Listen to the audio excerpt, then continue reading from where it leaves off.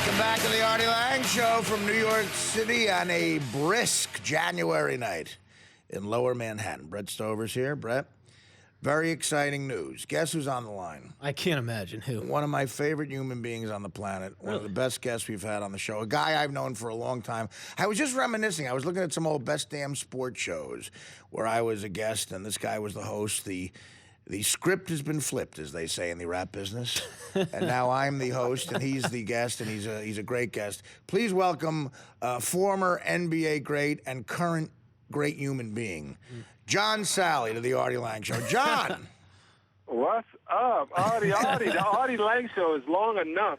I mean, dang, how long we got to wait? How many things you got to do crazy in order to realize you're talented? Thank you very much. Hey, John, I got to tell you, I was watching some old footage of me and you on the Best Damn Sports Show, and I got to say, I forgot how much fun we used to have on that show. I was watching the one where we were in Vegas at the Hooters pool, and we came on, and I was enormously fat, so I was sweating, and John picked up a napkin and started wiping my forehead because he thought I was going to die, and I started doing like an old Southern like slave owner type guy. I said, "John, wipe my brow for me."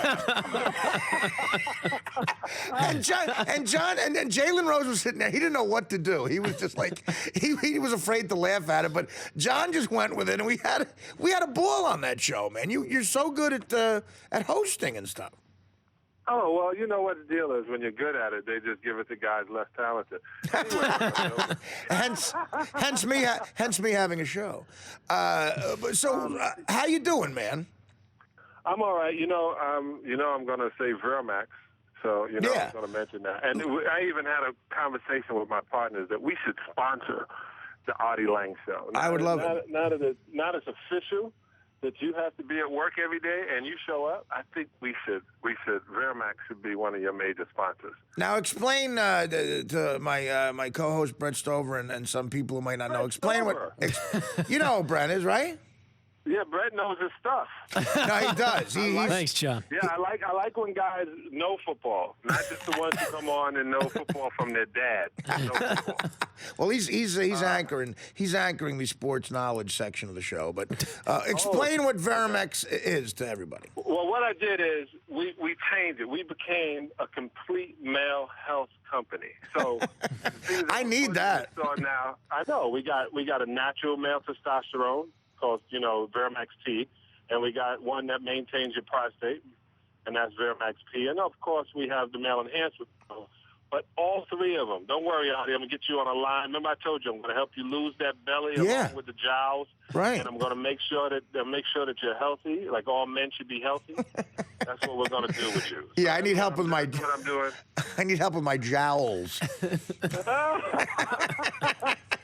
Yeah, no, way of putting it. Yeah, listen, dude, I'm not kidding. I do need help here because it's become a life or death situation. I might get married. I have a very serious girlfriend, and she's living with me, and she says, look, what if we have kids? I mean, you're going to be in a wheelchair. You're going to have, the gout. You're going to be obese, and our kid will be 10, and we can't have this. So I need you. That's a wonderful girl to date. Wonderful thing. She's seriously mean, is what she's serious. Yeah. No, she is. No, she's very. But listen, it's what we call tough love in the white community. Yep. Oh yeah, in the black community they call it what? Well, in the black community. Now listen, I'm only familiar with the white community, but you promised me on the air that you would. You thought you might be moving back to New York City, so that didn't happen. Yeah, so. Well, I got rid of Nick, and I thought you were going to get a black guy to co-host, and that was my way in. Oh, come on, man! Why don't you go? Listen, come on here. Brent, of course, is my choice, but who knows? Hey, you know what? The times are changing. You see, today was a wonderful day. Our wonderful president, our 44th and 45th president. That's right. And on Martin Luther King Day. That's right. Boy, today was a wonderful day. No, it was, man. I was sort of teary-eyed myself. As an American, It was very nice to see. And it was really funny, too, because it's great to see a bunch of brothers up on that, up at the inauguration. It really looks like, some sort of movie where, like, the bad guy in the movie, like some redneck would get all scared and mad, like, there are black people on the inauguration. Like, there are some hardcore brothers walking around. Hey, let me tell you, what happened is we all realized the ceiling has been broken and that we don't have to think as second-class citizens to realize we're wonderful American citizens. And, the fear of the big black man is gone. Michael Moore said that in one of his movies. Right. So it's time to change. Django changed everything. It make everybody talk about what was happening. Like I tell people, they go, "You're African-American." I'm a black American. That's right. And they were like, "What's the difference?" I said, "Well, I have a friend from Africa, and she became an American, and she white as white. Well, that makes her an African-American. I'm an American." You're making what, John, you're making a good point. I've pointed this out a bunch of times about the African-American nomenclature, if you will. People would say to me, what's that word mean, nomenclature? It means what you call people. Gotcha. So people would say to me, Art, who's your favorite African-American actress? And I would say Charlize Theron. And she's from South Africa. You're completely right. Yeah. That makes no black American. And I got to tell you what, as an American, I like having Barack there. I like that he represents our country. The guy, he seems like a good guy, a good family. It makes us look smooth. And I like that Marlon Wayans is on the inaugural ball. Yeah, he's best buddies with like Jay-Z. He's got all the cool friends too. What about you, John? Have you made it into the inner circle with Obama or what? I have known Mr. President since my days of playing with the Bulls. Oh, that's right. I've known him when he was just working at that point, and then in 1999, he introduced me to his wife, and he goes, "We used to hate this guy."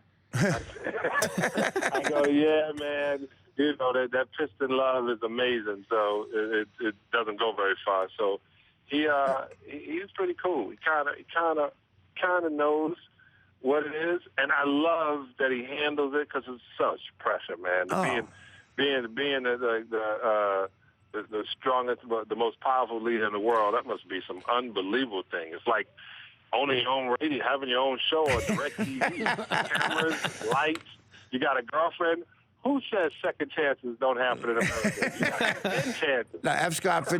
Scott Fitzgerald said there are no second acts in American lives, and we're proving him wrong every night on the Artie Lange Show. Hey, no, but I got to tell you, talk about the pressure. I feel like they seem so great, but I really feel the pressure when I look at his daughters. The scrutiny they're under. I mean, these poor kids, they're going through those teenage years, and they're in front of, and there's been other teenage kids through the White House, but not in this time of Twitter and everything is on camera. These two kids, they seem great, but talk about pressure, man. Me at the age of 14, if a camera was on me. Yeah, and think about this. This is the thing that I always tell people, man. Like, growing up, I'm born, growing up in the 70s in New York. Yeah. One of the things that was constantly said is, John, got to get your degree. Got to get your degree. You got to go to college. Right. And the deal is you got to, this the way my mother was, she's born in the 20s. She was like, you got to be 10 times better than your counterpart. What she meant is 10 times better than that white guy because we always felt that it wasn't moving a certain way. Right. So, you overrehearse, Now imagine that's still a mentality of a society. These girls literally can't have a Britney Spears breakdown. Nothing. They can't do what George W. Bush's daughters, throwing up the peace sign or the devil sign. They can't. Right. They are under such scrutiny that it's amazing, to the point where the Republicans are now putting up. And I'm not telling anybody who I follow, but the Republicans are don't your schools deserve more security than the president's, as much as the president's daughters? And I was like, you're bringing the school shooting into politics? Yeah. Like the president? That's ridiculous. So they're under so much pressure. I mean, they're under pressure of, I was watching The View, which I watch every day because Whoopi is my friend and I think it's a great show. Yeah, and whatever. Go ahead. Some important stuff was going on, and Barbara Walters said, tell us about the dress you were wearing. Barbara, that's what women have been trying to get away from for the past 100 years. About fashion. What are you doing? Well, listen, I'm gonna. Lady? I'm going to give you a pass and overlook that you just said The View is a good show. We'll move on. But It's been over 15 years. That's a good show. You know it's a good show. Calm down. It's Calm funny. down. Joy Bear is funny. Jerry Shepard is funny. Joy Bear? Elizabeth is funny. Elizabeth is funny. Good liners coming in. come You got on. some good liners. Hey, don't hate the white ladies, man. Don't hate the white ladies. Elizabeth is funny. What kind of chronic are you getting out there? My God. Oh, you don't think Elizabeth is funny? No. When she tried to defend Romney? And you don't. That was funny. Yeah, and you don't She was think. like trying her hardest so that to stick to her Republican roots. She was like, man, where's McCain when you need him? The show's terrible, but we'll overlook it. Listen. What do you think about getting back to what we really talk about here, sports? The NBA. Give me your take on the Lakers, man. Why aren't these guys better? Because I want someone to beat the Heat, and it ain't going to be them. Like, what's wrong with these guys? Well, the first thing is it starts from the top down. The debacle of what they were going to do with Mike Brown way back when they made that choice of getting away from the thing that – this is the deal. They got away from Phil Jackson after winning 5 championships in 10 years. I don't think he was doing a bad job. Then when they got back to a situation and realizing this Mike Brown situation didn't work with them, they didn't bring in a coach that hadn't won, who had a debacle in New York. I don't understand, after seeing what happened in New York, why you would say, this is what I want to do. Now, listen, I don't block anybody's hustle. If D'Antoni's getting his job, getting his money, God bless him. But come on, dude. You got to have somebody, when you got that many horses, somebody got to steer them straight. That's just what it is. No, it was an odd choice, right? Yeah, it was the system. No, I think Phil Jackson was what. Let me tell you why. One, it establishes a whole different feel within the NBA. Because now you have not only you advertising the superstars of your team, you got a superstar coach. Right. And that's why they go get the best coach. And when they went and got Jimmy Johnson out of college, because they knew he was a championship coach. You know, if you want to get somebody with a record. And Phil Jackson had a great record. And now he might have caused a couple of people jobs because he wanted more power. But they were like, yeah, but he wanted $10 million a year. Well, look how much they've spent. They've spent in 2 coaches alone close to $11 million. So they're $1 million over the budget he was going to charge him. Right. Plus, they would have been winning. So it's just, new leadership with Jimmy Buss. He wants to, blaze his own trails. And with the choices he's making, he must be blazing something. Or he needs to get some better smoke. It just doesn't make any sense to me that Phil Jackson wouldn't have been back in the saddle controlling those Lakers. Now, I'm going to tell you about the Heat. The Heat are a well-oiled machine which found their path, meaning Dwayne Wade knows the path to the championship, LeBron knows the path to the championship, that whole leadership knows the path to the championship. They have 2 of them within this decade. It's entirely different when you're going to go against a team like that knows how to put it on and when to put it on in the playoffs. Talking to John Salley, former NBA champ and former movie star as well. Maybe get to that in a moment. But that's right. Kobe Bryant, he's playing at a high level, maybe the highest level of his career. Is there a chance that he's going to turn on this at some point, turn on the coach, turn on his teammates? I mean, it seems like the frustration is boiling. I tell you, I look at Kobe Dog and I think about him and I say, he is. Everyone's trying to say he's slowing down because they want some, just get tired of seeing somebody win. It's just, they want to see the underdog come up. But Kobe Bryant, they said, who's the best player in the NBA? And I said, Kobe Bryant. And people were like, not LeBron, not whatever. I was like, I'm going to go with the kid with 4 championships. 6? Don't you have 6? I think he has 6. No, it's 5. We're talking about the same Kobe Dog, right? Kobe Dog. I'm just like, when I see that, and I don't think he's going to turn, but what I do think is that the guy is saying, I am doing all I can, because now it's easier to defend him. Right. Because he doesn't have the ball in his hand as much. See, when before the ball would go in Kobe's hand and the offense would work through Kobe, guys just didn't realize that. Now, even though you got Steve Nash, who, MVP at one time, great play. I don't care if he's 37. I'd rather have him 37 better than half the guys in the league. But Kobe's getting the ball where he has to put the ball in. You would think it's easier, but the offense is not allowing that. So I think if they would have gone back now, I'm a believer in the triangle offense. I have 2 championships because of it. And I think I'm going to go back to it. I'm not trying to hurt anybody's feelings.